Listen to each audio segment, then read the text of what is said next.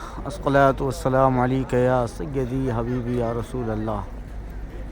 کربلا سے نجف جاتے ہوئے ایک شہر حلہ کی ایک آبادی غلیس میں حضرت ایوب علیہ السلام کا مرقد پاک، اور یہاں قریب میں آپ کا مزار ہے۔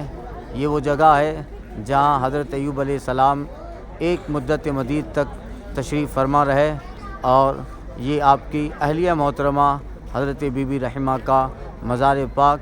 اللہ تعالیٰ نے ایک قدیم اور طویل زمانے تک حضرت ایوب علیہ السلام کو آزما کے رکھا، صبر اور شکر کے ساتھ رہے۔ اللہ تعالیٰ نے آپ پر نعمتیں اتاری، اور اس جگہ پہ حضرت جبریل علیہ السلام آپ کو مژدہ شفا دینے آئے۔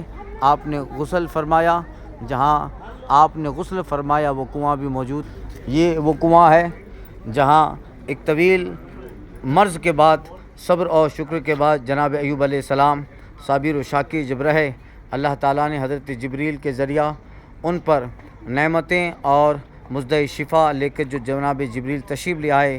یہاں قریب میں وہ جگہ بھی ہے جس کو یہاں کے لوگ مقام جبریل سے پہچانتے ہیں، اور یہ وہ کنواں ہے جہاں پہ حضرت ایوب علیہ السلام نے شفا اور تندرستی کے بعد غسل فرمایا، اور آپ کا غسل کا پانی اس کنویں میں واپس گیا۔